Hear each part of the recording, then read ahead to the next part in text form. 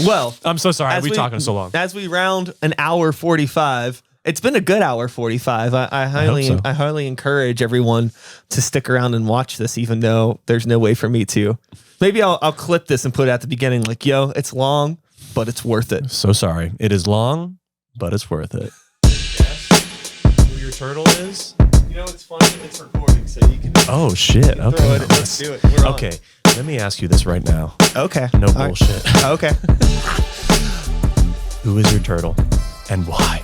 So, growing up, I was obviously a Mikey.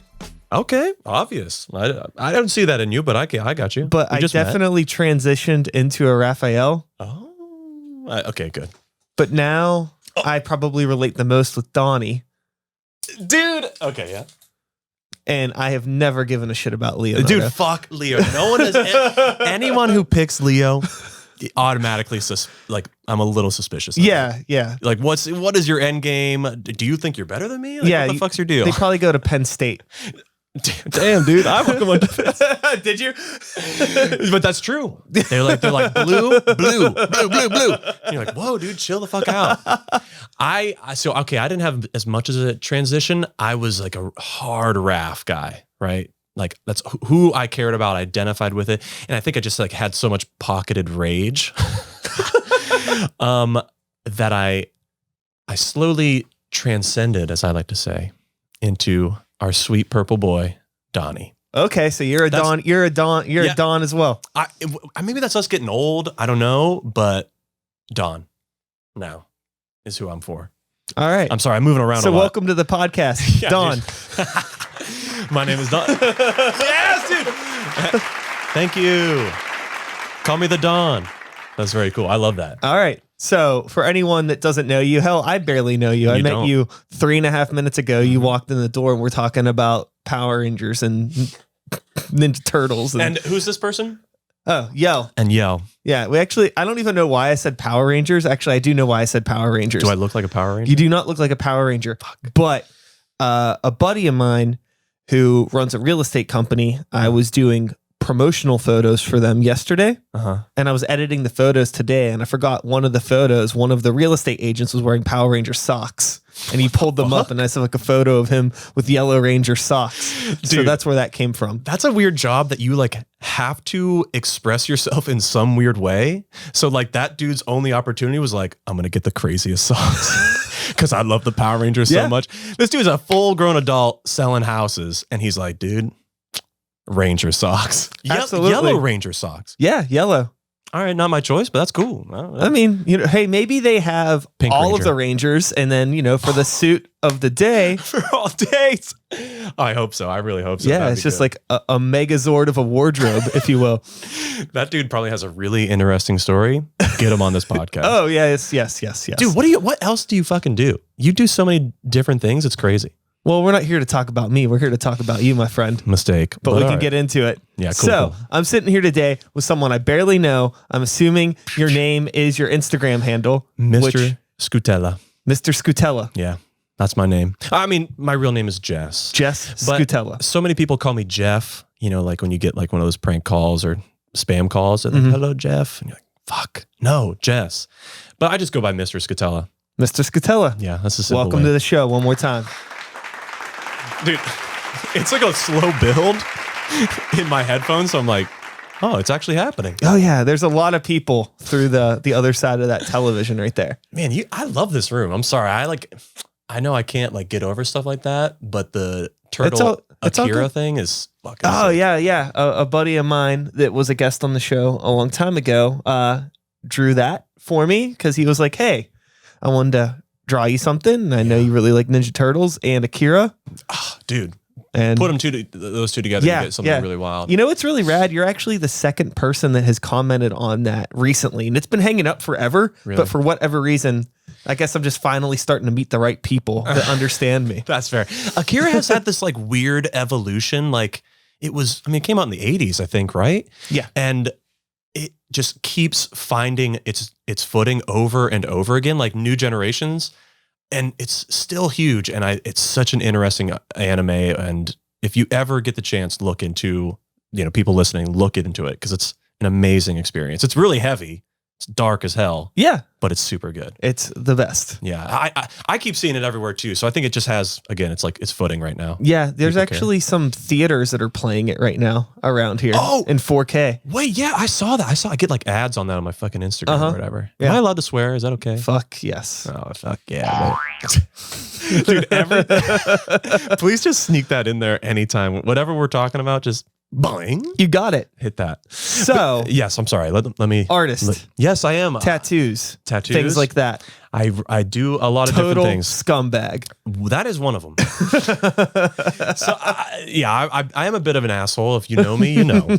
But no, I am a tattoo artist in Pittsburgh, PA. I travel around a lot with it, but primarily here at Cyclops Tattoo in the South Side. Come on by sometime. Safe though. Come on by safely. And I happen to do a lot of other things. I've written before. I used to play in a lot of bands. Lotus Kid, one locally in particular.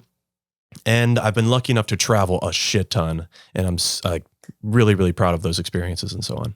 Awesome. Yeah. So how did you decide you were going to spend your life being a scumbag?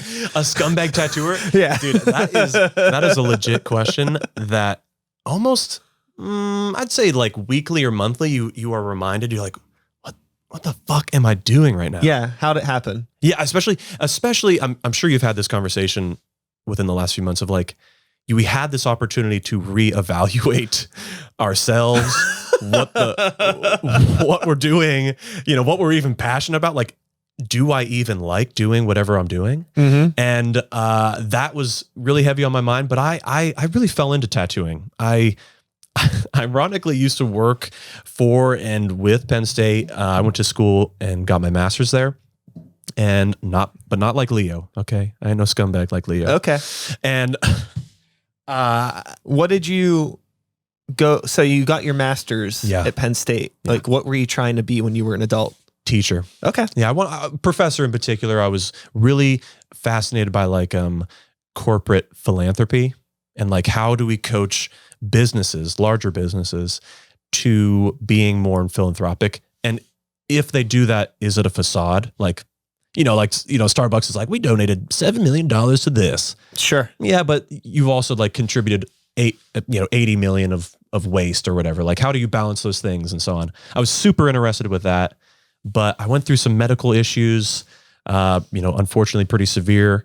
This is like way unnecessarily heavy at the very beginning of this, but I was diagnosed with cancer. Whoa. And I was like, I don't want to fucking die in school and doing like shit I'm like not super sure I'm passionate about. Sure. So I kind of just fucking gave up on that job. I was working at GE, General Electric, and I said, fuck this. Holy shit. Dude, the people, okay. I know some people have like normal corporate office jobs. I would rather die.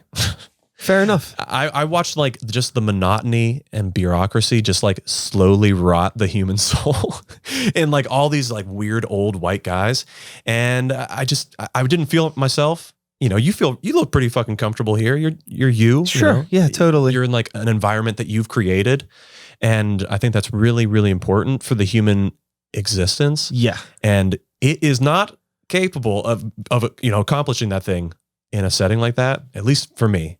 So I was like, I'm out. Dude, there's an advantage, I think, whenever you're younger, if you get into a situation like that where you're working in that environment and you're around people who have been there for like a decade or so, you're like, Jesus Christ. It's really similar to when I was 16 years old. Mm-hmm. And I remember someone very specifically that used to always hang out at the mall with us. I was a mall rat, believe it or not. I know that's it doesn't look the part, but not at all. Okay. If I would have seen you at the mall, I'd be like, get out. Oh, yo, look. You're too cute here. Yeah. Beard, flannel, band t-shirt. Yeah, dude. Was a mall rat. You were at the mall, this is aging mall rat attire right here. Anyways.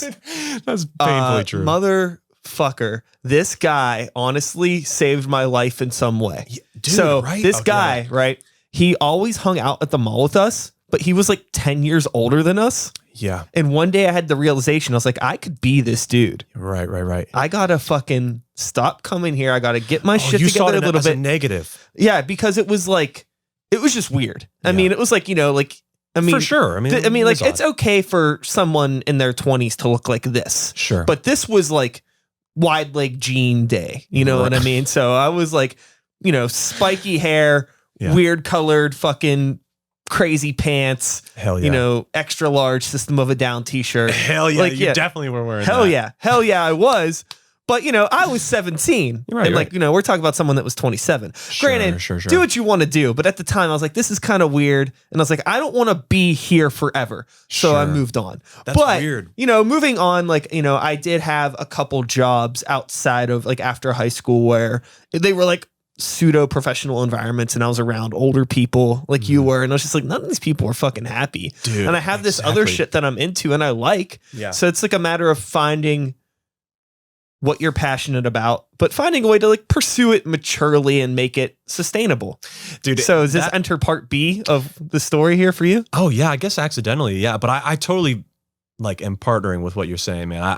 That's weird that you saw it. You're like, okay, I definitely don't want to be like that. But I guess I did the same thing too. I don't know. I didn't really identify with the gentlemen I worked with. I kind of hated them. Yeah. So I was like, definitely fuck these people. But did you have a little bit of a friendship with that guy, or was it you were just like, oh no, I always thought he was weird. Oh, it just, it never, I couldn't figure out what it was, because I'm young, my brain is developing and I'm starting to understand the world around me a little bit more. The whole concept of responsibility and maturity hasn't quite set in when you're, a mall rat with a backpack full of spray paint and just being a total fucking dipshit. Yeah. But, it slowly starts creeping its way in. Yeah. Over time. Yeah. I guess that kind of hit me too. I realized I wasn't happy, pursuing this, quote, American dream. I know that's so cheesy or maybe overused, but that's what I thought I had to do. It was so drilled into us, and I was trying to push back against it because I was a young punk asshole too. So where did you grow up? Outside of Erie, Pennsylvania. Okay. A small place called Waterford for my Waterford people. Okay. So small town, Yeah. PA. Yeah. Blue collar. Yeah, it was super. Run down a little bit, probably outside of Erie, I'm assuming. Just kind of very like a forgotten town. Well, not forgotten because Washington hung out there, and everybody gives a shit about Washington for some reason. But yeah, it was a unique place lacking diversity. And dude, I mean, sure as shit, the things behind us is what saved me. Hearing music and being like, what the fuck is this? This isn't around me. I don't hear things like this. I don't talk to people about stuff they're singing about or whatever. And I got really into music, started playing drums, and that's how I started getting outside of that bubble, right? What age was this for you? I think it was 14, 15. Okay. So this was that's when I first got my cousin gave me a bunch of records like Rancid and Blink and the Deftones and stuff. Cool. And I was like, what is this shit? This isn't what is around me. It was predominantly country or, rap or whatever was on the radio. And it saved me, man. And from that, I kind of keep using that position. Okay, is what I'm seeing right now what I want in my life? No. What's outside of it? And that's what happened with tattooing. I was getting tattooed when in school and college and stuff. And I was like, you know what? I like this stuff. I'm going to hang out. And I started hanging out at a shop. I slowly got a job there. I was a little shop bitch, right? You just fucking clean up after everybody. And a coworker or friend or whatever said, hey, I'm looking to start my own shop. And would you help? You have the brains. I know how to do everything, tattoo wise. And so I helped him. Cool. And now, was this when you were at Penn State or was this before? Mm-hmm. Okay. So yeah, this was at was Penn this State. all around the same time of you working at that job and everything? Yeah. Okay, cool. I was working at GE and I was not feeling it, right? I fucking hated it there. And then, getting tattooed a lot, hanging out with the culture and seeing, the opportunity for music, the opportunity for expression, art, so on and so forth. And I was like, damn, I am completely devoid of this in this other place, but I make all my money here. Yeah. I don't have anything other than a vague sense of accomplishment when I was in supply chain. So I would send off train parts and shit. And besides that, it was not fulfilling. It wasn't rewarding. I didn't identify personally with anything there. And all of those needs were met in tattoo shops. Sure. Or music venues, right? And I'm sure you understand. You know, your band is sick, FYI. I like your band. Thank you, sir. They're fucking heavy. Well, I forget which album it is, but I really like Out of Control or something like that. Without Control. Yeah. I'm sorry, I'm an asshole. Dude. I like that album. I can't remember the name. Hey, you remembered more of it than probably most people do. Trust me. No, dude, it's fucking hard. I like that album. I had to say that because I really do enjoy it. I think that came out a few years ago, right? Yeah, 2018. Yeah. That's when I think I saw you guys. A couple years ago, yeah. That's about when I moved to Pittsburgh. Oh, super cool. Being honest with you. I know I'm jumping all over, but that's okay. I'm excited to talk to you as well. So you kind of go from this position of scumbag kid Still to scumbag. attempting to become an adult. Saying, fuck it. I don't want to put, these shoes don't fit. I can't put an hourly rate on my soul or a fucking, if you don't work hourly, what do they call that? Salary. A salary. Yeah, that one. That word. That's when you really sell I've never had one of those fucking things. I'll tell you dude, that. I never do either. My partner, she works for WESA and she works really fucking hard for them, right? And she is on salary. And every once in a while we'll talk about like work or whatever. And she'll be saying stuff about her work dynamic and some of the things that she has to quote unquote adhere to. And I literally want to lose my fucking mind. I'm like, what? I'm telling that person to fuck right off is what I'd tell them to do. And she's like, you can't do that. What are you talking about? Oh, sure. And I'm so disconnected from like the idea of salary-based corporate understandings that I live in my own fucking world. It's so weird that, and I'm very lucky to be doing it, but because it's on the back of clients and friends and family members and stuff.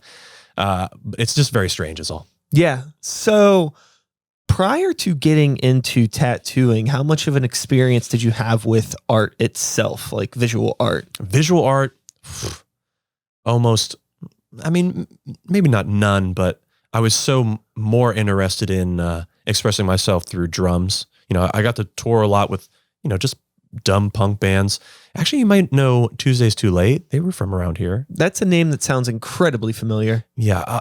Doug of Lotus Kid? Yeah. He used to be in that band. Okay. Anyway, I would either fill in with them or just be like a merch guy or whatever. And I was really more into the creation of sound. That was my expression. And I got really into it. I did studio jobs, drumming and stuff. And I loved, chasing after a particular bass sound, a particular snare sound. How do we get the cymbals to sound crispy, but not in your face, right? I really was attracted to that stuff. Absolutely.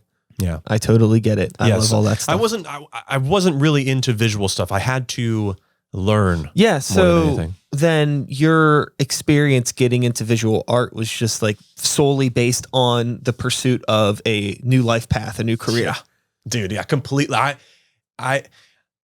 When I was diagnosed, everything in your brain just kind of flips, right? I know it's so strange or maybe douchey or whatever, but like when you walk up to the precipice and you're like, oh shit, that's the other side of it. Not much over there. Sure. You don't turn back and say, oh, okay, let's go back to normal, the normal bout of things. As an example, the pandemic that's happening, right? I think a lot of people have changed their perspective on many things. And so for me, I was like, whatever I'm doing it 150%. And I jumped into tattooing with literally no training at all. I mean, I scribbled and drew stuff. My mom was an artist, so I maybe picked up stuff from her. But I just looked at it as like, I'm a student and I'm here to learn. And I did. Totally. I mean, I still am. Every day is. Did you find yourself maybe as a result of being a drummer for so many years being more heavy-handed than you wanted to be? Ironically, no. Wow. I think so many people, that's such an interesting thing in tattooing. It's like, you're either this or you're heavy-handed, right? My teacher, he was super heavy-handed. I mean, like, still probably to this day, one of the best tattooers I've ever met in my life. But he is just he'll just like drill the power of God into you. But, and that's like more ironic than most people know. But I hated that. I hated getting tattooed by him, even though like watching him was an experience. Yeah. But I was like, I don't want a tattoo like this because this fucking sucks. So I like really taught myself to be like a light little butterfly landing upon your skin and then stabbing you over and over again. Mm-hmm. That's me. That's what I try to give people. Absolutely. So how long has it been now since you've started tattooing? What year are we at now? Going on 7 years after the, like March of next year will be 7 years. Nice. And I'm really happy with that. I'm really terrified that this is like the longest career, you know, like we were saying earlier, like I'm committed to this now. This is what I'm doing. And I'm very lucky to be doing it, but it's been a strange almost 7 years. Yeah, I'm sure it's incredibly unpredictable. And yeah. I know that also there's probably an element of the world of tattooing that could be kind of like dog eat dog. Yeah, 100%. I suppose, if you will, you know. Yeah, for sure. So what was it like maybe coming out of, like, because you were in Penn State for school. Mm-hmm. So was the tattooing beginnings in that same area? Yeah, exactly. This Okay. was up in Erie. I went to Penn State Barron, which is up in Erie, Pennsylvania. Oh, okay. So you weren't in like state college. No, fuck no. Okay. So that's where the Leonardos are. 100%, dude. Literally a whole town filled with Leonardos. Yeah, That's for sure. So that's where that was coming from. Okay. So you were at like one of the offshoot campuses. Yeah. Totally. Barron Gotcha. is, I will say Barron is I think the largest or second largest, you know, maybe not main campus, but I think there's a lot more diversity and there is a lot more creativity there than I would say Maine. Sure. You know, it's not, their whole goal is not to just fucking get fucked up for a football game. I'll say that. Was it Happy Valley? Is that what they call that? Yeah, oh, God, Yeah. If you've never gone to a game, go. It's a fun experience, but you have to kind of like remember, you know, not to subscribe to the shit that's happening around you. Sure. Because it's a little chaotic and you know, bit cult like, you know, and people are just like fucking flipping out for like these like fucking, you know, young adults. It's so strange. But it's a cool experience. I mean, have you seen the arena or whatever you call it? Yeah, arena. Right? Yeah. Fucking, I don't know, field. It's huge. It's overwhelming to me, but some people are super into that shit. Yeah. Hey, whatever makes you happy. Of course. Just be nice and respect other people. It's fucking right. Is that what I'm supposed to point out? Yeah, that one's on you right now. You're Fucking good. be nice to people, God damn it. Now, in regards to being nice to people, Yeah. making the transition from Erie to Pittsburgh as a tattoo artist, did you have friends and contacts down here, or was it very like much, I New need to world. just start? Yeah. No, I was lucky enough to know quite a few people down here. A lot of the Pittsburgh tattooers that I love very much. One in particular is Jess Buman. And she owns Lady Moon, which is out. I'm so fucking dumb. That's think the it's one out in over on Lawrence. Penn, right? Yeah, Yeah. it is. Peter Larkin, who I am very fucking lucky to work with. There's many more. Nathan Mold, all these people. A lot of heavy hitters are here in Pittsburgh, and I was just lucky enough to be, because tattooing is such a small community. I know it's huge now, but most tattooers know each other. Sure. In a small way. It's very much like touring and bands and stuff. Yeah. Everybody. Podcasters. Oh, yeah, I guess probably podcasters. Yeah. You just get to know each other, you know of them, because you try to keep your eyes on what other people are doing, right? And I was lucky enough to come down here, full arms and embraced by really lovely people and a fucking solid community. I could sing whole praises on how beautiful it's been down here for me. And I'm really lucky to be doing it, That rules. Cool. Yeah. So now going back to the darkness for a moment. The darkness. And the cancer situation. How long of a situation was this for you? And how did it change your lifestyle, if at all, outside of a career path?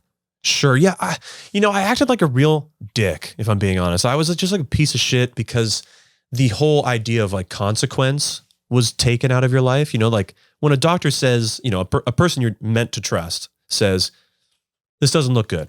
We have these things to go about it, but it doesn't look good. So you're like, well, fuck, dude. Everything you look at, every relationship you've ever had, it has a whole new gleam to it. And you can either decide to be like, well, everything sucks and fuck it all. What does it matter? Or you can be like, holy shit, this is incredible. That person is amazing. I love this person. I hate that person. I don't need that person in my life. And, it just cleans up the fucking bullshit for you. Mm-hmm. Whether you like it or not, it just happens. And I was like, dude, if tattooing is it and I can express myself completely, I have to respect it because this is how I'm going out. Because you were in the mindset of like, you almost always have a guillotine over your head. I know that's like. Were you already into the tattoo stuff when this had happened, when you were diagnosed?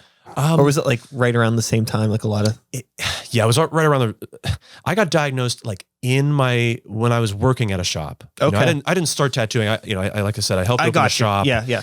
And but you were out of the GE situation. Well, that was what solidified it for sure. Okay, so you're also doing. Yeah, multiple jobs. Okay, gotcha. And I've worked at the Exchange. I know I was telling you about that. Yo, I worked at the Exchange. Worst job I ever had. What? What? For real? Yeah, I fucking hated the people that I worked with, except for one dude. There was one cool dude, but everybody else at that place was dog shit. No, there may have been a couple nice people, but most, I don't know. I'm very volatile sometimes, and I don't mean to be. Yeah. You seem like actually, you're one of those people that I've heard, like I said, strong community. Yeah. And you're one of those people I've heard so much about from so many different people. Why do you have that super old IBM over there? Oh, so that's my Windows 98 tower. It's the first computer I ever started recording music on. And I still have it and I keep it because I got like a bunch of old stuff on it. Like I've had it since high school. It still runs? Yeah. That's fucking cool. That's awesome. It just really sticks out, Anyway, I've heard so much about you from different people. Do you remember Keith, who did a Beetlejuice tattoo on you? Yeah. He said he fucking loves you. Yeah, Keith rules. Message from Keith. I saw him right before I came out. Yeah. He's a very good friend of mine. Obviously, Mikey. Yeah. I know the Punchline guys. Oh, yeah. Just a lot of people have talked about you, and they've said that you do a laundry list of things. Like I would hear like one be like, "Oh yeah, he draws." I'm like, "Oh, what the fuck? You draw, right?" Yes. What the fuck? You also do this. You're in a band. Mm-hmm. I photography as well.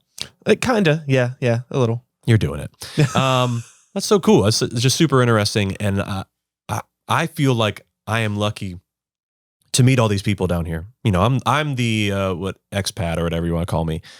And moving down here has been like a very rewarding thing because I have this sense of like, who do I want to give my time to?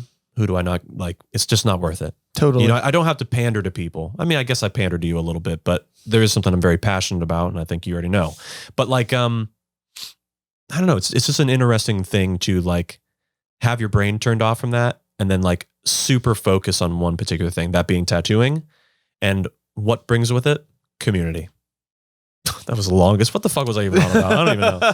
Well, I was feeling guilty because I said that everybody I worked at the Exchange with was dog shit, and that's probably not true. I'm sure there were a couple nice people that I worked with, but I just hated that job, dude. I just fucking hated it. I was pretty much only doing it to get discounts. Yeah. I have a way out of control Blu-ray collection. Oh, nice. I'm super into Criterion films, which is like automatically, whoa, this guy's a douche. Yeah. But I like them. And I don't own really any Blu-rays. I never got into the Blu-ray, but I have a nice VHS and DVD collection with some Criterion pieces as well. Nice. Yeah. Do you have any of they had a few pressings of it's not a record. What the hell is it? Laserdisc? Okay. They had a few Laserdisc shots of Criterion films. Like, yeah, I think like the first like 12 films they released, I think they did on that. Yeah, I never was a Laserdisc guy. Some people like to collect them. I'm not one of those people. Yeah. You collect a lot of fucking records. Yeah. I do have a fair amount of records. That job, the Exchange in particular, and I worked with nice people, so I'm sorry that sucked for you. But I mean, that's the thing. I worked at Starbucks for a long time, and that seems like it would be a hell job, but my staff was awesome. Yeah. So I liked the job. It's such a weird thing, right? You could work the shittiest place. And, maybe one of the things I miss about like maybe a corporate structure, right? You know what you have to do, you go and do it, and that's it. But you have the splatterings of all these like really fucking awesome people that you meet along the way that you're like also trapped there with. which like creates this weird, I don't know, fucking Stockholm syndrome. I kind of miss to some degree like the Starbucks days because I'm very thankful for the life that I have now and the way that I'm able to keep the lights on in this room because it's cool. Yeah, fuck yeah. But also I miss the days of just like show up at this time, make coffee, go home. Yeah. Totally understand. Like nowadays, it's like, it's constant responsibility. And like, I'm always getting texts and, hey, can you do this? Can we get these things done a little bit sooner? Always moving around my schedule. Right, and it's just like, it's cool because I'm doing it for myself. Right. But also like, it was nice whenever it was just kind of like, wake up, show up, fuck off. Right. Yeah. You don't have to forget it. You can forget about it. For us though, homework, messages, do this, reschedule this. That's fucking stressful. There's no man. like separation of work and life balance really anymore. Well, with this quarantine experience, that was the first time since I was a kid that I had that much time off with no job at all, right? Because it was not safe to tattoo. I didn't feel safe doing it. And I'm also, quote unquote, immunocompromised. And I didn't want to put myself at risk or anyone else. So I was completely off. And to be like, I don't know, like trying to find a structure or whatever, it was hard. It was hard for me at least. But through that, I was like, you know what? When I'm coming back to it, and now I am, I'm not going to sell like every facet of myself to working. Like I have to pursue me and the things that I'm attracted to if I want to give better experiences to my clients or my friends or whatever. So I'm trying really hard with my phone, like deactivating stuff, turning shit off, having time to be like, this is what I'm going to do. I'm going to go ride my bike for this many hours. Sure. And literally talk to no one. Don't answer an email.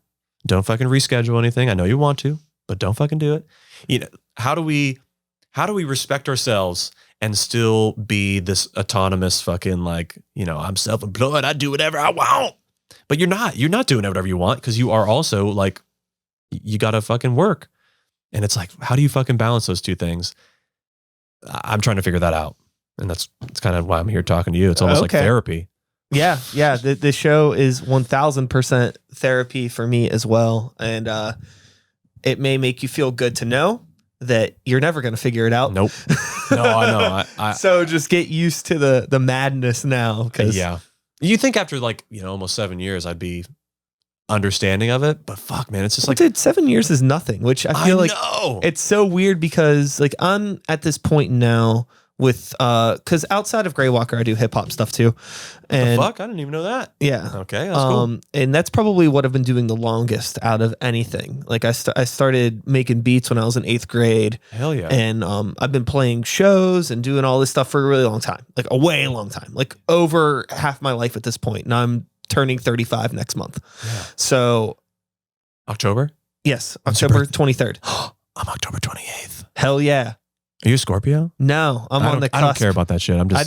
I literally just found this out. Well, my girlfriend found this out. It's a long story, but I am whatever it is before Libra. I don't even know. I'm a cusp thing. You're like a rising moon, setting sun. Yeah, all that shit she was talking about. Libra, Scorpio. It's interesting because like whenever that stuff like it, I feel like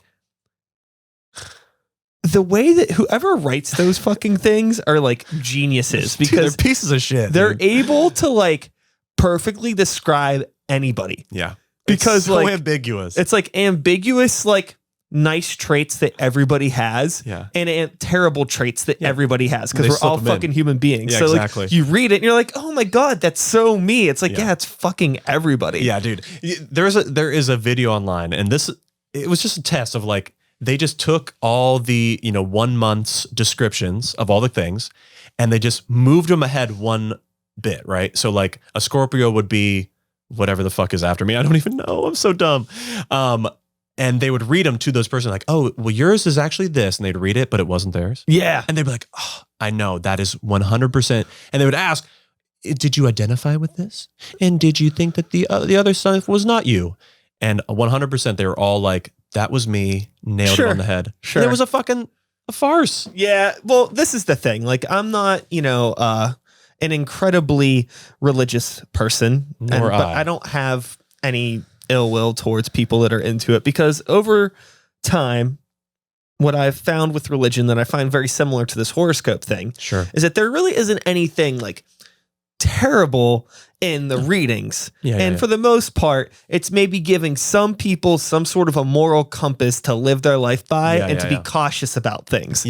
So it's maybe not a bad idea for, somebody that's feeling down on themselves to read something like, oh, this is your time to shine. This is your season, great, good. I hope that person feels it, and I hope they do something good for themselves.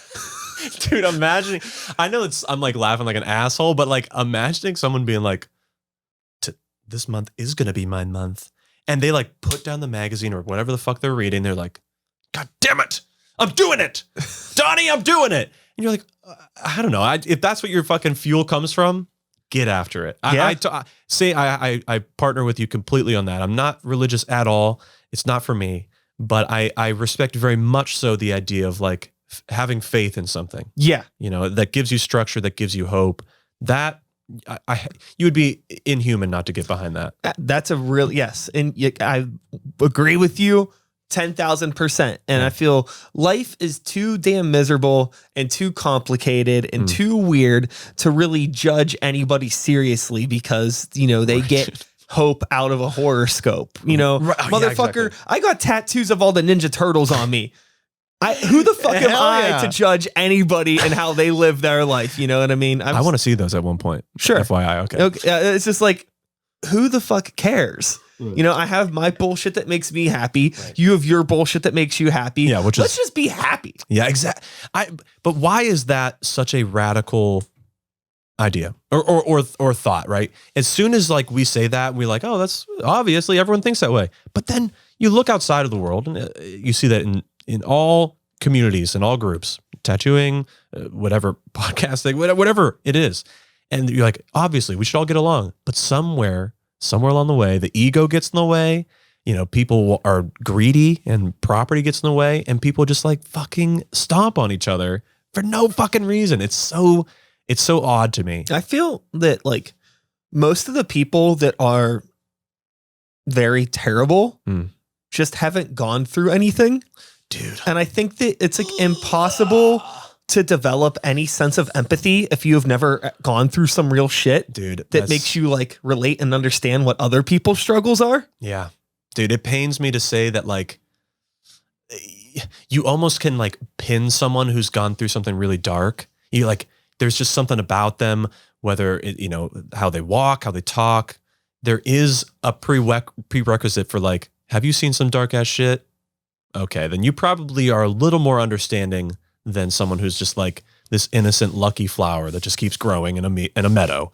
Good for you, but this person has been stomped on, and their reality is like just as valid as yours, but it's like they are seeing a part of the world that is like, I don't know, hopefully empathetic. Because I agree. I think a lot of people who have seen or gone through hard shit, and how much of the punk community do you see people like just like the oddest characters, completely defining themselves with their hair, their Power Ranger socks, whatever, right? Yeah. That's their expression. And they usually have some fucking crazy story behind it that has like presented them with this opportunity to be themselves. And like, how could we not see that and just be like, fuck yeah, that's awesome. Go do you. That's incredible. But as soon as it turns into like, I'm going to stomp on your shit, fuck you. It's just fucking, it's ruined. Like, why do we have to always ruin it? Is my main question in this world is like, just let people be. Yeah. I mean, it's hard to say. It's different probably for every person because, there are people that have gone through shit and they're still assholes. Yeah, that's so true. Yeah. I like to pretend that like, that makes them like good people. They're like, yeah, whenever my parents died, you're like, oh, wow, that must be really awful. And you're like, yeah. Who gives a fuck? You're like, whoa, dude, what the fuck? I think I go back and forth on this because I've always, for a long time, I tried to tell myself, like, it's so much easier to be nice than to be an asshole. Yeah, why wouldn't you just be nice? Yeah, that's true. But that only stretches to a certain point. Because I think once you actually get into the whole concept of empathy and forgiveness and putting yourself in other people's shoes and like making yourself vulnerable, that is very difficult to do, totally especially is. with, I mean, if you can't be open with yourself, how are you going to be open with other people? Yeah. And if you're somebody that has all this shit inside you that you've never been able to come to terms with, you're going to look at the world in this terrible way. Perfect example. I was just going to say, like, that would be a beautiful thing, but we often dredge up shit that we don't realize is like underneath our nail beds. And, you know, when we're fucking scratching and crawling away, we realize that it's there. We start freaking out and then we project it onto other people. Dude, literally, I mean, I was trying so hard not to talk about this, but it's real. And I have to fucking be honest with it. Like, obviously, that goddamn debate last night was insane, right? Just like factually and historically, that was insane to me. And so much of myself was just like so angry automatically. And I wanted to be like an asshole to everyone who I thought even remotely could be like the opposition of what I was hoping to see in the world, right?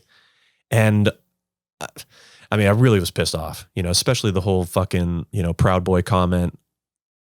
You know, it's just fucking madness. Really disgusting and really saddening. But I was like, okay, that happened, right? There are people out there that are going to be like, hell yeah, right? How do I come to terms with that and not fucking like lose myself or lose my identity? And that was like, how do we let people live and be respectful of each other and yet still know that there are people out there who have backward beliefs like race, supremacy because of race. Yeah. How do we fucking get rid of that and still be respectful and like joyful all the time?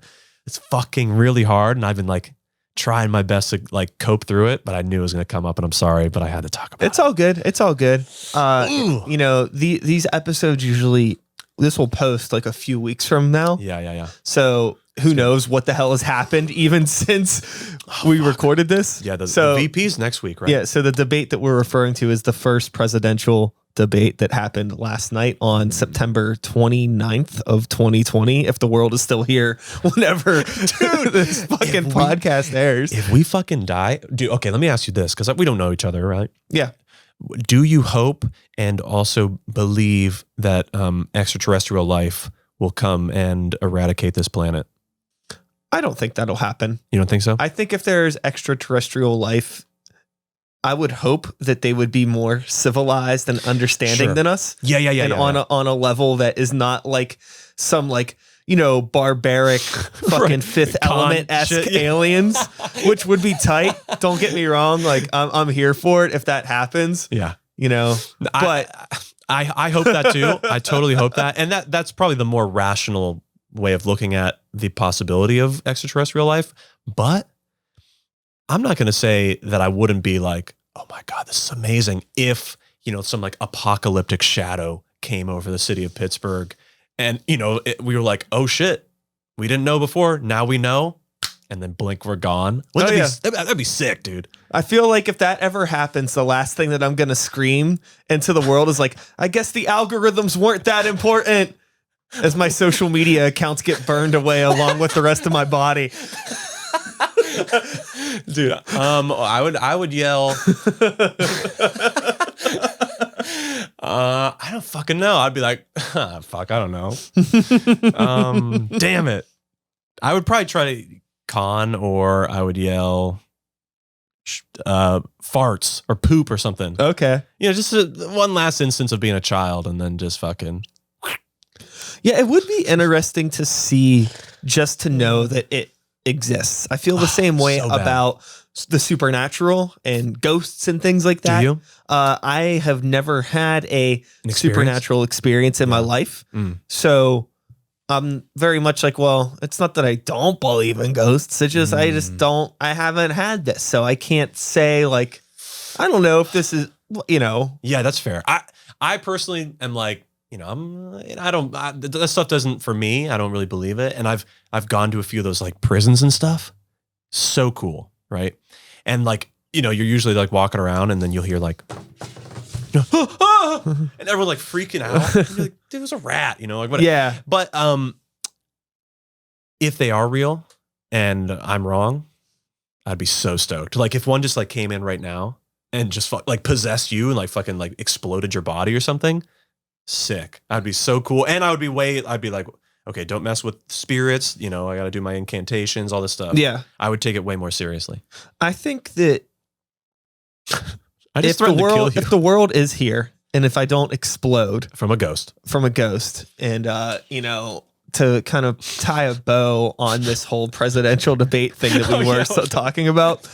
Oh God. I totally feel where you're coming from in terms of, you know, certain very like obscure, like they're relatively obscure things. Like most people that I know that are like normal people that aren't like politically charged in any sort of way, don't know what the fuck a Proud Boy is. Yeah, that's true. They have no fucking idea. And I feel like there was a lot of stuff that they were bringing up that was really geared towards people that are like either supercharged on the left or the right. But all the people that are just kind of like, I'm watching this because I don't know what the fuck's going on. I just need to know like who I might want to vote for. Right. All of those people were probably like, what the fuck are you talking about? Absolutely. Trump used a lot of dog whistles, so he used a lot of key terms that were like meant for people who know what they're talking about to know what he's talking about. You know, that's just been his game. You know, the far left or the radical left. You know, consistently calling peaceful protest riots. You know, just changing terms to like identify with specific people. Like the whole.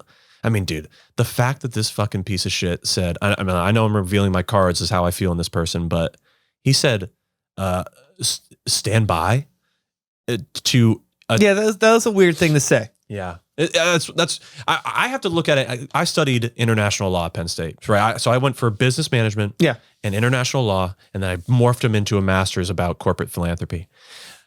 Anyway, so I studied a lot of that stuff. I had to read about, you know, presidential debates, you know, our interactions internationally. How do we cope and relate to the EU, China, whatever. And all I could keep repeating in my head was, this is how a generation of people, of kids, who have been traumatized through a pandemic experience, of no one's to blame, you know, really, but are now watching a section of you know, power behave in a certain way, say things to another person in a certain way that is normalizing. You know what I mean? That dude interrupted another old man, I think they said like over 70 times, and then also could not fathom the idea of you know, calling out and clarifying that the KKK, that white supremacy and Proud Boys are a hate group. Couldn't do it. And thousands of people, or thousands, probably way more than that, saw that, especially younger kids is my unfortunate focus, and think that's normal now. Yeah, I mean, part of me hears what you're saying, but I'm also pretty convinced that most young kids probably couldn't have been bothered to watch. Oh, okay, that's a good point. I hope so. I fucking hope so. All I could do is like relate to life in my experiences. Sure. And when I was younger and all the Bush stuff was going on, I was so uninterested. I couldn't give a shit less. And I had that System of a Down shirt on. Yeah, hell yeah. I still couldn't give a fuck. Even though I was listening to, you know, I was listening to Rage Against the Machine till I was fucking 10. Yeah. You know, so it's like, I know I have these ideas of these things, but they're I think abstract. It wasn't in my brain space to like really care about this. I think that's a little bit different today with, I hope so. You know, a lot of the BLM stuff and all that. I think there are younger people who are more interested, but I don't think a lot of those people are watching the debates. I feel like they're interested maybe on, I don't know. I don't have any friends that are fucking 17, so I have no fucking idea what the fuck they're into. Okay, let's check this out. I'm gonna round it about. Yeah. I weirdly have this you know, touchstone into younger generations or whatever classes, I guess, because tattooing welcomes in almost all walks of life. Well, no, all walks of life. And that means any a lot age of group. 18-year-olds. A lot of 18-year-olds. And actually in some places, at least in Pennsylvania, you're allowed to tattoo 16 and 17-year-olds with parental consent. And so when you are, you know, stuck with that person and you have to kind of communicate with them, you try your best to be like, hey, so what are you interested in? What's going on in your life? Blah, blah, blah, whatever, right? And I will say, for more than just this reason, I think a lot of them are very much attached to, they have the thumb on the pulse of what's going on. And I think that's a really good thing because I believe in people being politically and socially active is very, very important. And I wish I would have learned that even earlier than I did. Being a part of a punk community, it just kind of happens for you. Yeah. It's a strange thing. I'm literally punk rock fucking saved our lives. I'm going to say maybe, or maybe hip hop or metal, whatever it is for you. But I think a lot of people are, and I hope so. But I have these weird connections to younger generations, and it's especially so in Pittsburgh because we have so many colleges here. Like every time there's a new fucking semester or a new year, there's a whole new batch of kids who are like, oh shit, I'm on my own. Yeah, I'm going to get a tattoo. Fuck my parents' money. I'm going to spend it. And, good for them. That's cool. Express yourself. But I talk to a lot of them, and it's as weird as that sounds. I just fucking... No, it makes sense. I tend to interact with them, and I try to do... I mean, there's always going to be the chance, or not the chance, it definitely happens, that I'm just like a weird, out-of-touch old guy to them. But for the most part, I can kind of identify with them and just be like, oh shit, like you're seeing the world at such a unique perspective right now. Like imagine if we were fucking 18 going through this shit right now. It'd be weird, right? I'd be like, what the fuck is going on right now? Yeah. I don't know what it would be like for me. I have no idea. It's hard. It's really hard to put yourself I know into that position. Yeah. I spent a lot of time in my head thinking about that shit. Yeah. It's just so, I have no idea what the fuck's going to happen. It's exhausting thinking about the world outside of myself, but I feel bad if I'm not. Yeah, right. It's like a test of empathy or test to like, put yourself in other people's shoes. And I wish people did it more, especially in regards to like the whole idea behind, the BLM movement or, Black Lives Matter. And I wish people were more capable. This is another reason.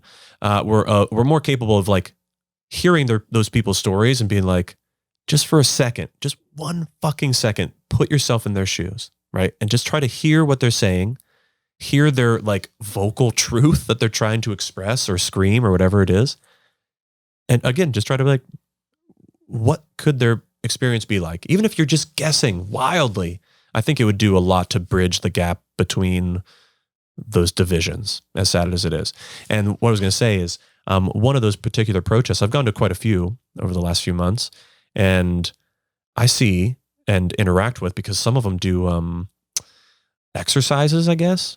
Like one in particular happened at the Christopher Columbus statue up in Shenley Park. Mm-hmm. And Neek, who is kind of the head of it, I guess, she asked everyone to find a partner, a stranger, and talk about the first time they realized they were the skin color that they were. When did they realize that there were other people that didn't look like or had the same experience as them? And I talked to a fucking 18-year-old. I think his name was Austin. I can't fucking remember.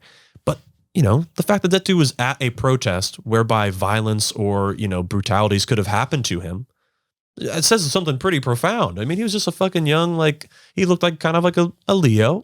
You know what I'm saying? But like he was there and he was a part of it. And he told me a really like beautiful story. And that interaction was like so fucking nice and essential to like connect to society and be like, fuck, this is a Pittsburgh community and these people are having real experiences here.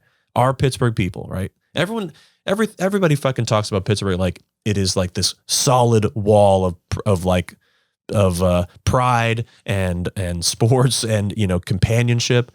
But man, there's a lot of fucking holes in that wall. A whole lot, and it fucking bums me out. And I want to see those walls filled and patched up. Yeah, I mean, I think that's more a result of human nature than Pittsburgh itself. Of course. Sure, there may be some areas and towns that are more known for their dance community than their fucking football team, but those people were still people. You know what I mean? And there's no reason that people in one community are going to be any less empathetic or more of a douchebag than another part of the world. Yeah, I know. I think coming here, I saw the packaging of like, all of the major sports leagues, all of like these huge like drinking culture, and not, to comment on that, but like that's a connective societal expression of culture, I would say, like everybody going out to drink and hang out. And I was so sure of it. And I still found it, but you start to see those, the cracks and so on. And like what happened in Squirrel Hill, right? Yeah. I lived like right over there, and dude, that was an intense fucking day. And nothing happened to me. None of my family members were hurt. But you saw the whole busted open, but then watching it come together was so fucking beautiful, dude. Do you remember any of that stuff happening over there? Like people sat on the street. Was it Forbes, I think? Is it Forbes or Fifth? Maybe it's Fifth. Forbes Avenue is the main street that goes through, and then it intersects with Murray. Okay, Murray Forbes. Forbes and Murray. I lived right off Murray. You'd think I'd remember this, but I'm an idiot. But dude, hundreds of people sat out there, and I got to hear that people like sing songs, and like I sat with them and listened. I'm not very religious. Nothing happened to me. I'm just a part of the community, and I was trying to connect deeper to it. And that was fucking like so beautiful and so profound of an experience that I am, hopefully waiting for that to happen now. Like we've had so much loss in the city and nationally or internationally, however you want to look at it. When are we going to fucking say, let's bring people together, let's talk about it, and let's fucking push on. It's such a bizarre thing that we're still in this huge social dilemma of, not patching the hole that's right there. We have, serious race problems in the city and this country, and it's so close to being talked about, which is one of the things I do want to talk to you about. But we have to give each other a little bit of a push sometimes, to get to that precipice, to look over to the other side and be like, okay, we don't want that. We want to be together. We want to be Pittsburgh strong, or stronger than hate, all that stuff. How do we get back to that? And I think a lot of it is visual, connective, because we're not like able to go out. We're missing that kind of opportunity to heal in that way. And obviously we got to wait until it's safe. I'm not saying that we shouldn't, but I hope that day is coming soon, that we can start to heal as a city and like deal with the problems that we have. Hopefully. Sure. My interest in discussing these things is always around, like, again, I've said this word 10,000 times today, but like empathy and like a lack of empathy and understanding. Yeah. And I think the issue, again, for a lot of people, like normal people, like I was saying, like people that I know that I could be like, right, they're detached from it. Yeah, they're like, they don't fucking know what the fuck Trump's talking about in the debates, or even if, somebody's bringing up like Antifa or something, like people are like, what is that? Like, we don't know what the fuck you're talking about. Right. And for like, I'm always like listening to a lot of stuff during the day, just trying to keep up with. So it's like part of I'm convinced that everybody knows these things because I'm in it all the time. Mm-hmm. People aren't. Yeah, for sure. So that same thing goes into the race issues, where I think there are a lot of just normal citizens that go about their day that are like, what the fuck are you talking about? I don't see this. You know what I mean? like, I have black friends at work, or I work with, this many people, or there's this and that people, they don't see the disconnection because they're just they're in their own bubble.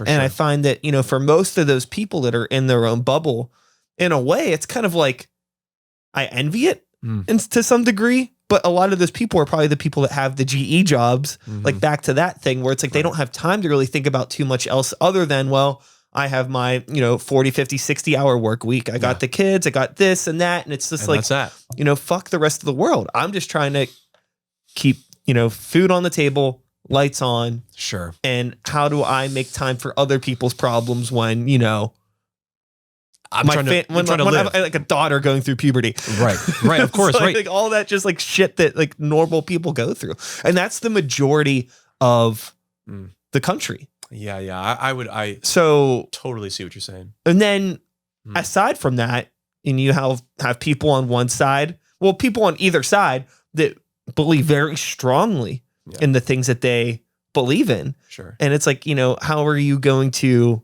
massage those together? Yeah. I am not a social expert by any means. It's really, I just know how I feel about the world, and I'm always happy to talk to whoever. But what's the likely situation that I'm going to be brought into a scenario where I'm face to face with somebody that has strong oppositional views of me? It's probably very unlikely that that's going to happen. Yes. Unless something like, a protest happens and then the wrong group of people show up. But those people are showing up for the wrong reasons. They're not there to talk. So it's like, how do you bring this together? And I start thinking about like the animal kingdom. It's like, if we think about the fact that like, okay, well, we're all animals in some way, but we're just evolved on a different spectrum, right? Right. Like there's certain types of fish that you don't buy and put in a fish tank with other fish because they're going to fuck each other up. Sure. So it's okay, I see what you're saying. Yeah. So do we live are we meant to coexist in the way that our empathy wants us to? For me, I could be around fucking anybody, but there are some people that maybe just literally can't fucking do it. Yeah. Okay, and I'm not saying that, I'm not excusing it, but it's like, well, it's like, it's like, but like thinking about like, if you break it down, like why do people feel this way? It's like you're brought up in this fucking part of the animal kingdom around these people that believe a certain thing, and you don't hang out with those animals, like Land Before Time, like fuck long necks, like that type of shit. Dude, I mean, there's a lot of racial undertones in that fucking Land Before Time. Okay, I will say that is true. Here's my pushback though. The separation is that we are conscious and capable of, capable of empathy. I mean, of course, on a spectrum, some people have it better than others. And we're in an environment that is, forcing us into thinking a certain way. So I would say like, particularly our education system and the mass marketing. Sure. Be it of the military, of police or whatever. Those things have seeped into our culture and tell a certain story now, I would say. And we do have a voice in saying what we accept and what we don't accept. So I feel you. That is a good ass analogy, especially because I love that movie. But I think because we are conscious and we can push things forward or pull them back, unfortunately, that it's makes it still inexcusable, I would say. Sure. I think it's most of my friends that are very empathetic and understanding, I don't think it's a coincidence that they all happen to be artists in one way or another. Oh, fucking good point. Yeah. And they're able to open up their brain in like a creative way, and they're able to challenge maybe something that you brought up that I think is a bigger problem, which would be what we have been taught in textbooks throughout our lives, what the news tells us from day to day. So strange. And like, there are a lot of people that are very much like, well, I read it on the internet, so it's true. Sure. Yeah. I learned this in school, so that's true. Well, dude, do you remember the time specifically when you were like, damn, I was taught a whole bunch of BS. Like I only got a quarter of the story from, American history. Was there a time when you were like, oh shit, what the fuck? I mean, honestly, I think probably like really like listening to Rage Against the Machine and System of a Down. Dude, great example. Even like weird stuff, like, like this isn't like political, but like I was really into like straight edge hardcore when I was a kid. Yeah. Mm-hmm. So like listening to Earth Crisis and learning about veganism. Yeah, great like example. What the fuck? Like there's so many things that I'm not learning and like so many things that I'm reading about in songs. Right. And like it's interesting because I started listening to a lot of that stuff way before I was learning about it in school. Yeah. So there was part of my brain that was aware of things that they were talking about, but I was like, that's not the lyrics to the song. Sure. Sure. What is happening? Right. Yeah. There's a disconnect. Yeah. It's the same. Dude, I fucking feel you on that. I think there is something very valuable about having the veil pulled from your eyes. You know what I mean? As fucking cheesy as that is, there is a moment in most people's lives, most of them, I would say, that they just like realize, man, I was fed a lot of misinformation. Yeah. And it's a powerful moment. And when you can like catapult off of that experience and be like, I'm not going to be fucking down about it. I'm not going to continue to subscribe to whatever bullshit I was. I'm going to change. Man, I think good ass things happen in those times, but they're hard to do. Having those opportunities. I think like another thing back in 2016, it feels like that was forever ago. Whenever time is a lie, Trump dude. happened. Yeah, time is a lie. It was like, honestly, as somebody who has spent a lot of time being in weird ass parts of the country, whether it's, you know, on like a tour or something, right? Like I know what America is like outside of cities. Yes. You know, like small rural areas. And the fact is that that's the majority of America. For sure. Is that. Not big cities. That. And it was like, okay, I understand how Trump won just based off of that. Right. The majority of America is like, you know, who the fuck he was talking to at the time. And it's really annoying that is the case, but it's the case. You know, these are people that don't have this idea of like what city life is like, and they're told like there was one dude that I had on the show before who was an artist that lived in a small town somewhere that came here to go to Point Park, and he had never met a black person until he went to Point Park. What in the fuck? I can't remember where he grew up, but that was his thing. Yeah. You know, and I've met people that, you know, never met like anybody that was gay until they were like 23, like all this stuff, you know, and like I grew up in Wilkinsburg. I had gay people in my family. I went to a school where, like, honestly, like, it was like I was more of a minority in the school. I'm not Really? a minority. That's cool. Yeah, there was way more people of color in my school when I was growing up. Yeah. And like, and even to some degree, like I got picked on for being the white kid in school. Of course you did. And that's how we got the freaking mall rat, dude. And it was like, it was totally fine. Like, you know, like it was a weird thing. There was some like weird pseudo race stuff even in my family because of like our neighborhood, and just like, I mean, my grandparents grew up in a different time in a neighborhood that was like, you know, very early segregated. And it's just like, you know, there was part of my family, it was like, you know, some people would say some wild shit. And then some other people would be like, well, you know, don't mind them. Don't mind them. It's just kind of like, it's just how they are. Yeah. So like, it's tough. I grew up with this understanding of like the dynamic of like having people that in my family that were like racist, but I don't feel like it was like racist because like it was like a sort of racism that I think is more common than like, oh, I want, you know, all people of color to be extinct. It's more just like this ignorant racism where it's like, you know, like it's like more based on like a misunderstanding of stereotypes and like generalizations versus like an actual like hatred for them as a person. Like you say shit that's just like, yeah, like stereotypes and generalizations, and it's racist, but they're not, it's not like, you know what I mean? I don't know how to describe it. I think I do. Nowadays, all of that kind of is lumped together. Yeah. You know what I mean? Like you can't wear a Halloween costume without being racist to some degree. Sure.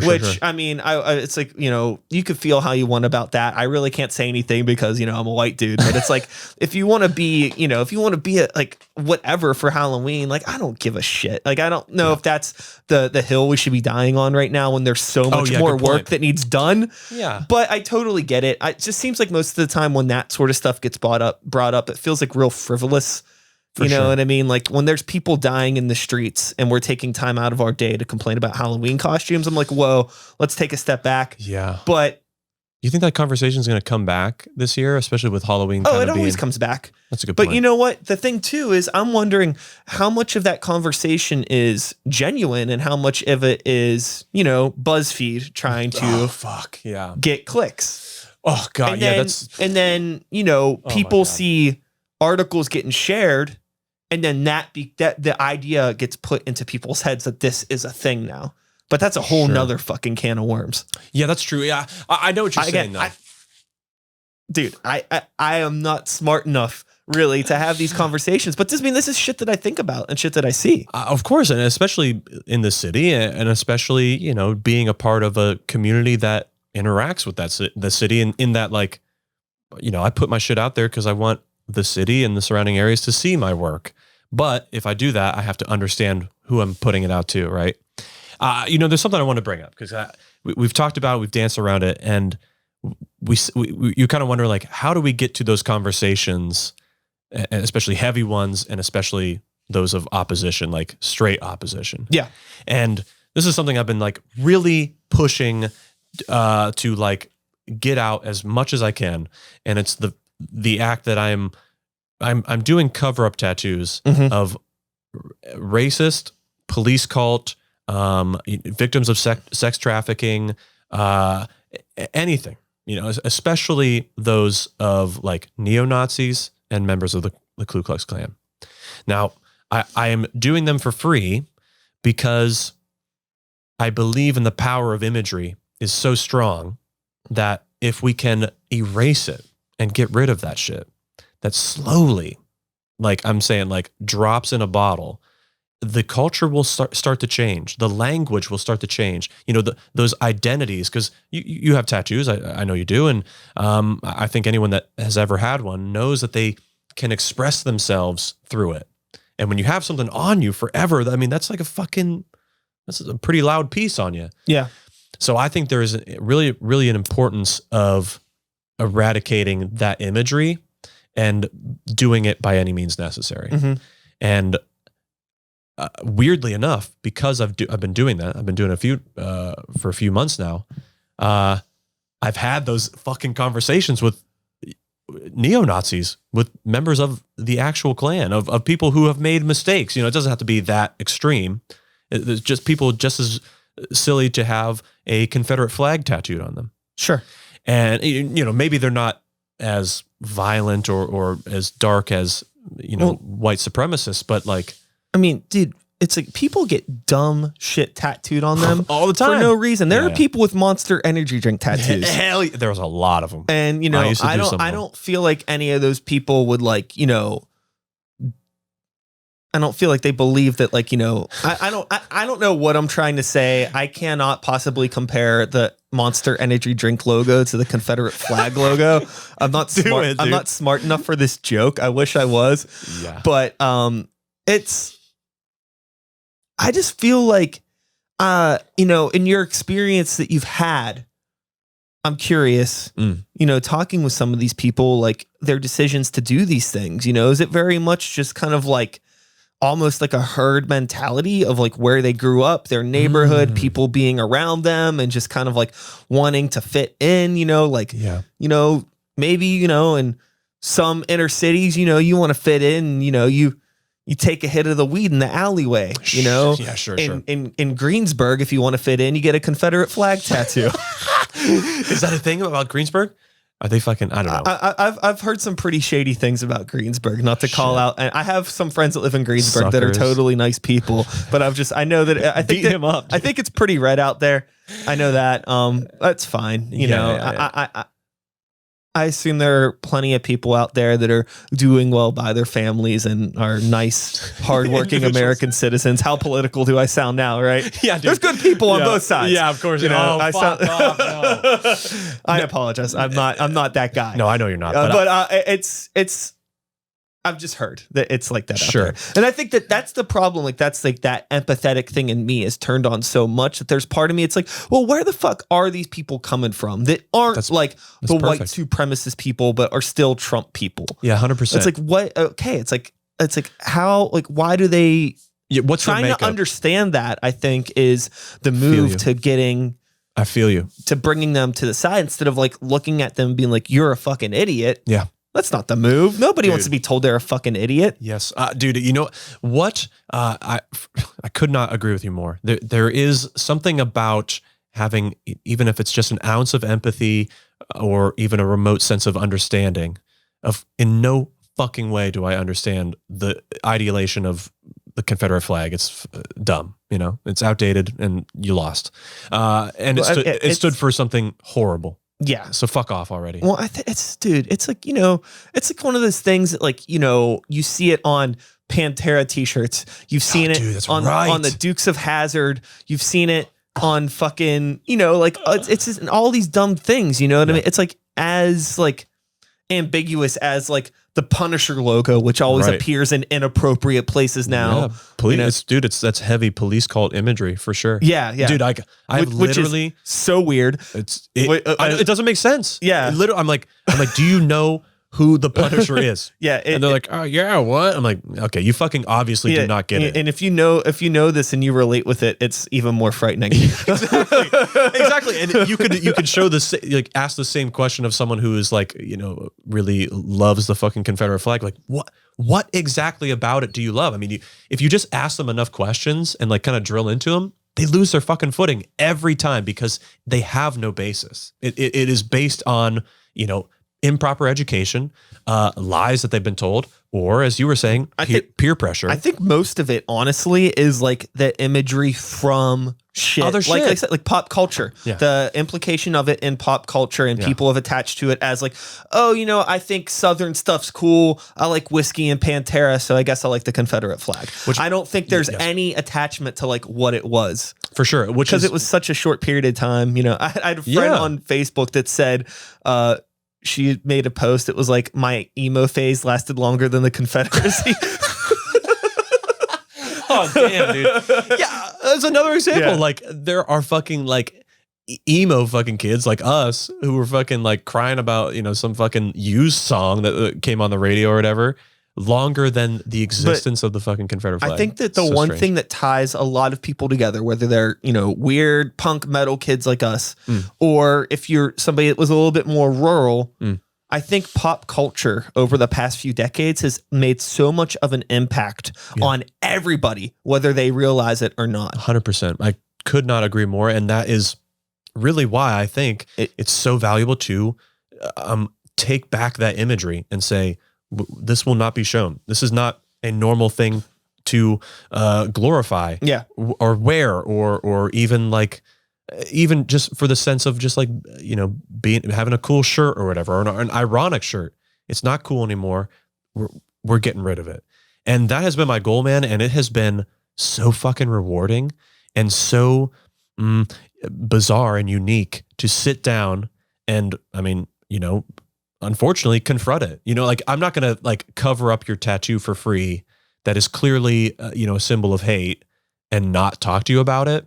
So, dude, we've gotten into it with quite a few different people, but I have to come into it again with an ounce of empathy and a lot of respect. And, I've got, when I posted that thing online, people like busted my balls for doing it. Sure. Because they were like, oh, you're trying to like hide Nazis and protect them, or, do people a favor. And my rebuttal was, and is, most of these people maybe don't have the same financial standing as you. Most of these people got these tattoos because of peer pressure, or they don't really understand it. And also, what do you want them to do? What do we do with, people who have made a really dumb mistake, got a really dumb tattoo, and now no longer identify with that piece? What do you want them to do?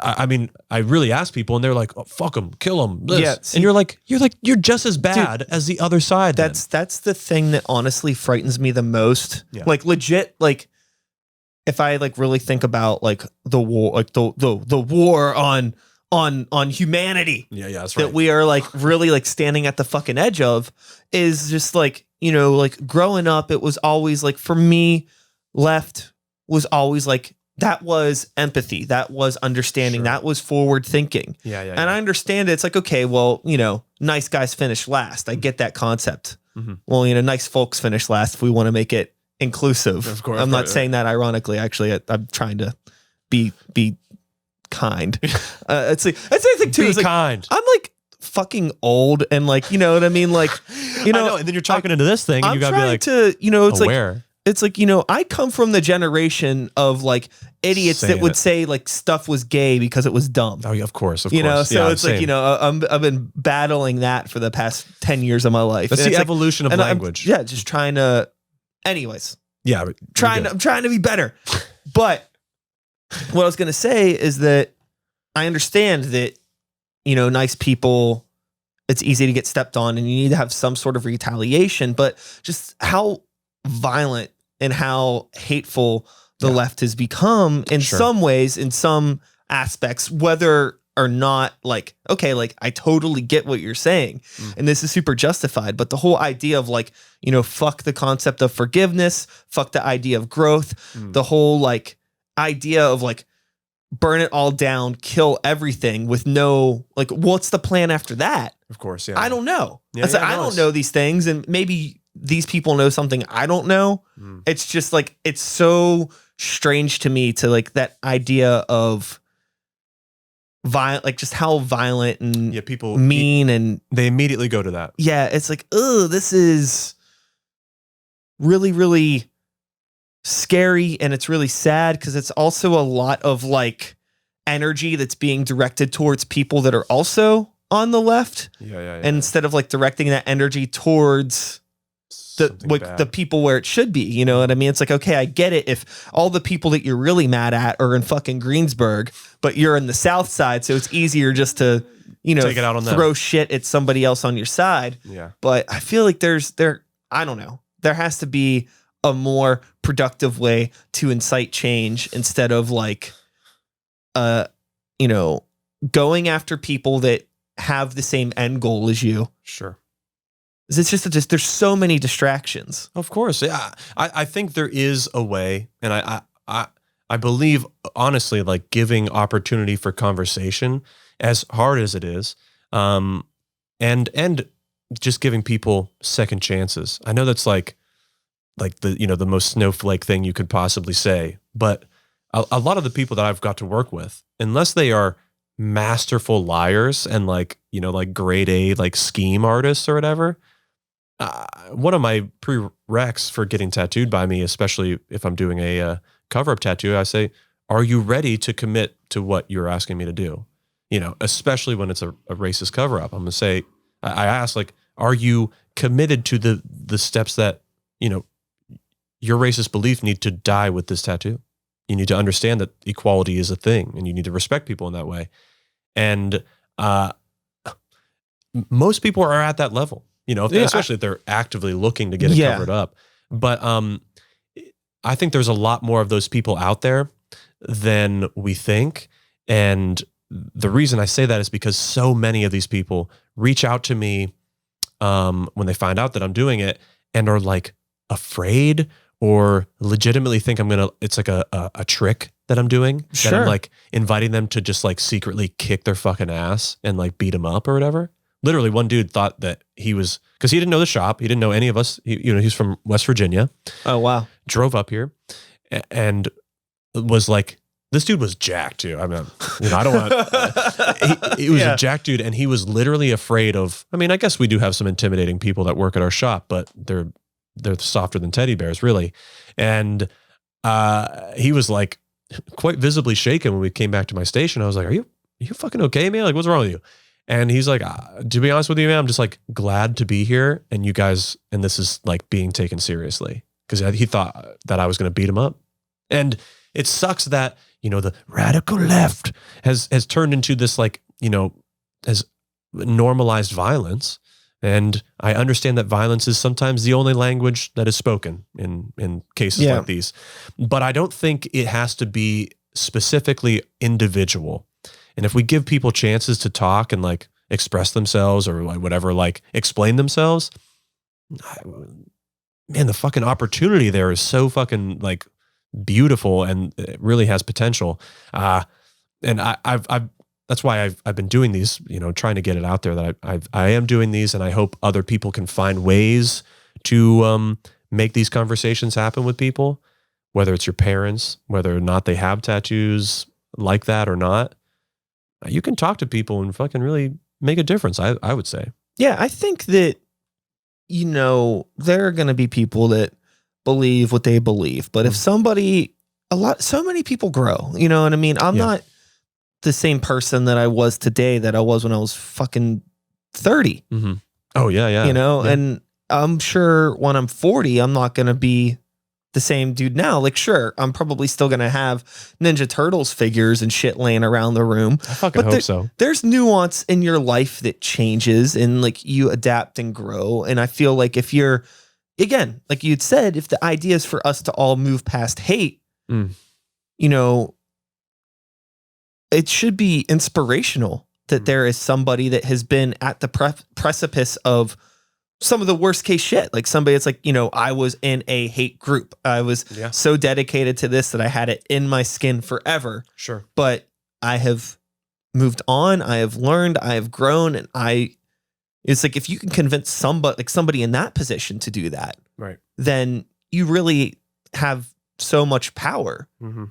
But a lot of it is based on that empathy, giving people a chance to talk, and just kind of like this judgment-free sort of thing, because it's probably a lot easier for some people who maybe, regardless if they don't feel like they believe that they're, if they don't hold their racist beliefs anymore, but they're still in a super racist community around racist people, racist family, then in a way they're like, I'm trying to think of a better word to say than closeted, but that whole concept of like, well, I need to hide my identity from the people around me. People do grow and change. Yeah, 100%, man. It's actually, quite a few of the things we've talked about weirdly align with this, in that like we both remember having toured and being like weirdly culture shocked within our own country, maybe a state or two or a city away from us. And that is just as real as, these people who unfortunately have made mistakes and have gotten a Confederate flag tattooed or a fucking, swastika. I've covered up a lot of those. And imagine their surprise when they are so stuck in that circle of bullshit that when they come out to a city like Pittsburgh or whatever, New York, whatever, and they interact with people of all shapes and sizes and colors and everything, just like I asked you, when was the veil pulled off your eyes? Maybe that was theirs. Maybe possibly they had that strong belief, they experienced something new, and they're like, holy shit, this album rips. These people are amazing. This is so cool. I want to fucking go here. I want to make sure that door isn't closed on people. Yeah. That opportunity to fucking say, that was a mistake. We've made mistakes. I've made mistakes. And I don't want to be like that anymore. How do I move on past that? How do I get rid of this mark on me? How do I be more interactive with my community? And that door always has to be held open, or we are doing a bad job of it. Sure. And I'm really proud of this project. So again, I'm like, fucking like, please, if you know someone or you have a friend or whatever who has a stupid, hateful, whether it's disrespectful to gay communities, if you have a friend who's an officer of the law and is a bit odd about it, talk to him about getting a fucking tattoo covered up. Especially Confederate flags, please. Please get a hold of me, free of charge. I will cover that shit up with you, and I will have a serious discussion about your life. Sure. I think that I do want to wrap this soon. I'm surprised that the camera hasn't died. That battery has been going. We're almost at an hour and a half right now. Are you fucking for real? Yeah, we've been rocking it. Dude, this is thank you so much for having me on. First off, you're fucking an awesome dude, and this is a really nice, welcoming little environment. I feel very much at home, because I'd say my walls not as cool, but look very similar to yours. Hey, it's not, it's just I had things I have. This is your world. This is my world. Welcome. I know. It's so funny. I've listened to a lot of your podcasts, and I've watched some of the videos and stuff, and I'm always like, I wonder what this fucking room really looks like. I think it's smaller. It feels smaller when you're in here. Yeah, the lens I think does something to that. Uh-huh. Yeah, I feel that. Yeah. This is not me commenting on it. It feels a little smaller in here. But I fucking love it. Yeah. The room is definitely not as big as people assume it is. It's a lie, folks. It's a fucking lie. Hollywood. He's a liar. He's a fucking The one thing that I do to maybe tie a bow on this, what we were talking about and the conversation, and just to leave things to think about for anybody that is listening and interested in what we're talking about here. Hell yeah. I assume they still are. We've been ramming about this shit for like the past fucking half hour. So if they're still in here, then they're into it. So, internet, social media, it's bringing people together in a way that was unlike anything, right? So in some ways, it's able, people were able to use it to find like-minded people, whether that be, a D&D group or other white supremacists. It could be used for good and bad. Yeah, damn. It could totally, it's there. Yeah. But the thing is that, in the midst of all this, we have the media, which I talked about before, that are posting a lot of things. And a lot of it is very salacious. Like, hey, I want to just get your attention, rage bait, as they call it. Right? Sure.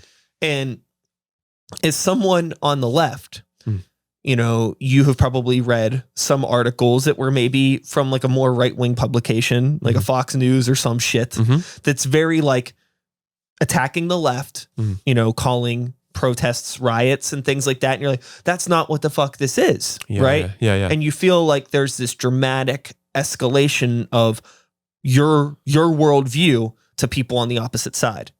Right. But at the same time, as someone on the left, when you read an article written by the left about the right that's very dramatic, do you automatically believe it, or do you assume that maybe that could also be embellished? Oh, 100%. 100% it's embellished. I mean, not always, because I will say there is a bit of... It's hard to tell, and that's the problem, right? Yeah. Because you don't want to think that people can be that terrible. Right. You don't want to think that these awful things can happen, but they do happen. But also, when you look at your worldview and you see people exaggerating your lifestyle, then it's like, well, it's very likely that other lifestyles can be exaggerated as well. And how do you weave through this bullshit and decide, like, how extreme are things on the right? How extreme are things on the left? Or is this all just shit that people that don't give a fuck about anything, corporations are using, back to the corporation talk, are using to just keep us fighting while they make money off of all of us? I could talk about that for a really long time. I'll say this. I think completely mistrusting the media is a dangerous game that has been presented to us quite literally. He is the genesis of it because of Trump.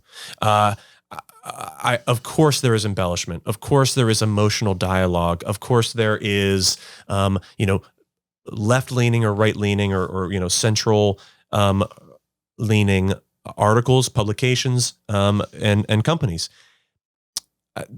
Those are okay, but I think we undercut a lot of reporters and writers who are genuinely trying to find a truth, an objective truth, and they write about it. And we should give them more credit than they're due. I really believe that. I believe they exist too, but it's no different than, that camera died. Did it? It did. It's okay. We're gonna hop up to the webcam up there real quick. He's dead, folks. Hold on 1 second. I'm gonna re-angle this real quick because I still want to talk. Is that a Logitech? Yeah. How the fuck did you get that, dude? Have you had it for a while? No, I actually got it in the pandemic. What? Yeah, so I fucking tried. It was pretty much impossible. I just signed up for the emails and just waited for them to on Logitech's website. They had to notify me when in stock. You bastard! That's so smart. So was it mad expensive? Was it more expensive than normal? No, because I bought it straight from their website. Fuck. That's what I should have done, man. You could still do it. Well, I got one. I got a nice one now, but did you buy one like secondary market? Oh yeah, dude, it's such shit. It's so bad. Whatever. It's a piece of shit. But I got into streaming on Twitch. Oh, okay, cool. And I was like, drawing tattoos and stuff online. And dude, I had like the shittiest camera. It was like a webcam, you know what I mean? Yeah. And it was like quivering and like my face would like blur into a million different pixels and stuff. It was so bad. But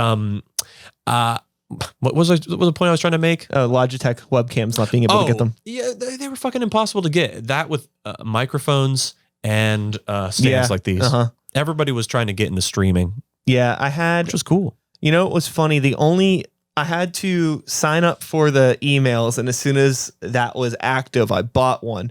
And then I had to do the same thing for these cam links. Oh, yeah. Because those things were HDMI to it's the USB. So that's what allows these cameras, like that camera and this camera, which is still working, to operate. I'm thinking about just buying another one of these because this camera looks so fucking good and it stays plugged in via USB the whole time. So I don't have to worry about the battery dying. Dude, that one, the camera won't operate when it's plugged in because it's an older camera. That's dude, I had a GoPro that had that problem.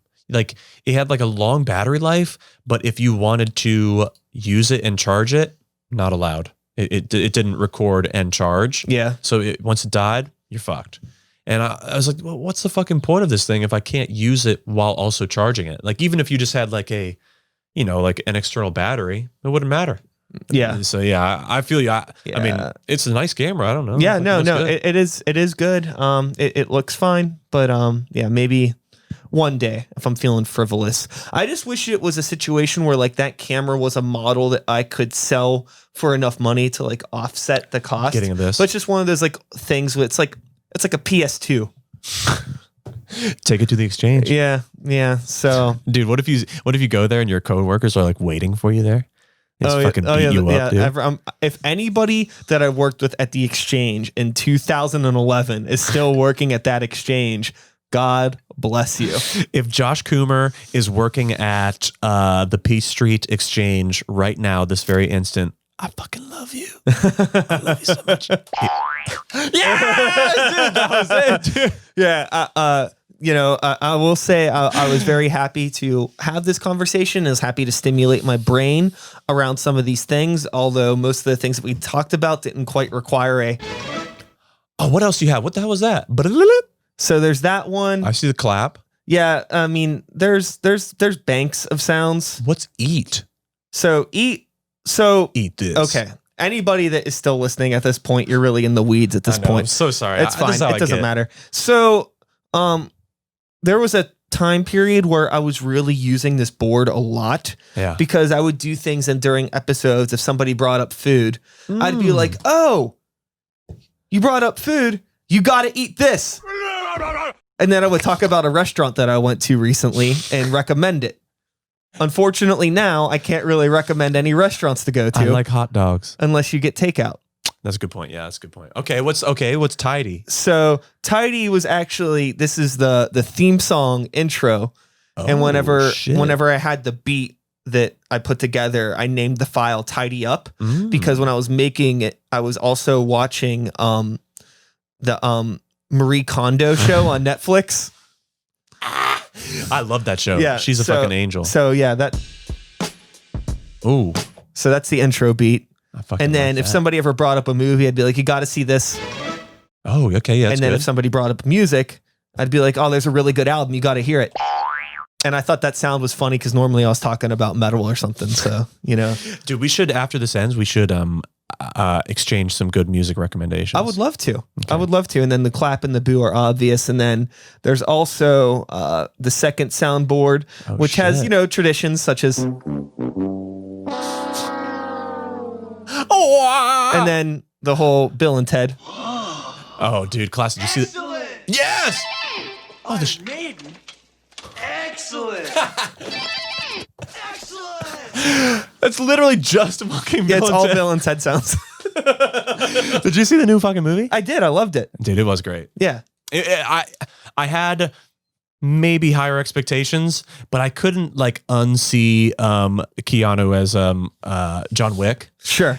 And because I fucking love those movies, they're so tough. But I still loved it. I think it's like for that sort of stuff, it's always really important for me to go into it with the understanding of bro, this is a Bill and Ted movie. Right, I know. I struggled with that. And it's the same thing that the first time that I really became empathetic in a cinema setting was whenever the newer Ninja Turtle movies came out. tough topic. So whenever I saw the first one that had came out, I forget what it was called now, because it wasn't Into the Shadows or Out of the Shadows. I think that was the second one. Was the first Michael Bay Turtles movie just Ninja Turtles? I believe it was just still called Teenage Mutant Ninja Turtles. I don't think it had like a subtitle name. Yeah, I think so. I can't remember. But I went and I saw that movie, and I've told this story before on the podcast, so I apologize. But me and my new friend Jess, we're connecting. That's right. I was in line to get a ticket. I was seeing it by myself because that's just how things go sometimes. That's okay. I do the same thing. And there was a kid in front of me that had his little Donatello backpack on. God the damn, headband, I knew you were gonna say it. You know, just like this, like, you know, he couldn't have 6, 7, 8. I don't know, a kid. He was living it. Stoked. So stoked. I was like, it just put me right in like the correct mindset before I even saw a second of the film. Because I was like, oh yeah, this isn't for me. Yeah, this is for this little dude. Yeah, I feel you. I totally 100% respect that. Because I'm not a huge Star Wars guy. I'm a more Trek guy. And when some of the newer movies started coming out, I was like, the other three, I didn't, you know, the original other ones that came out in the early 2000s, I was like, whatever. But these, I saw a line of kids that were all like, it was a family, I think, all dressed up, and they were all so excited. I mean, I was too. It was, you know, it was a big deal when the last Star Wars movie came out, or not the last one, you know, the first of the last trilogy. Yeah. And thankfully, that's why I knew you were going to say that, because I was like, damn, it's going to be the same thing, because I have experienced it, because I wanted to be like, this is going to suck. I don't care. It's going to be garbage. Yeah. But seeing that it was going to inspire these kids, like those kids were going to be just as excited as I was when I first saw like the real original three. And you got to respect that a little bit. That's how I try to feel about everything now. Like with music, you know, it's like, sure, dude, maybe I don't give a fuck about, I don't know. Who's the new Green Day. New Green Day is a good example. They're doing weird shit. New Green Day sounds like iPod commercials. So true. But yeah, sorry, Billy. like, you know, like what, like, okay, so like who's a big alternative band? 21 Pilots. Sure, okay, yeah. They exist. That's fine. Like, you know, it's not 1000% my thing. But if somebody is listening to that and they're getting the same jolt of energy that I got the first time I listened to like Linkin Park, cool. Yeah, cool. Dude, imagine putting on their headphones and like, you know what? I'm just gonna play some 21 Pilots. Screw you, Dad. And they fucking totally.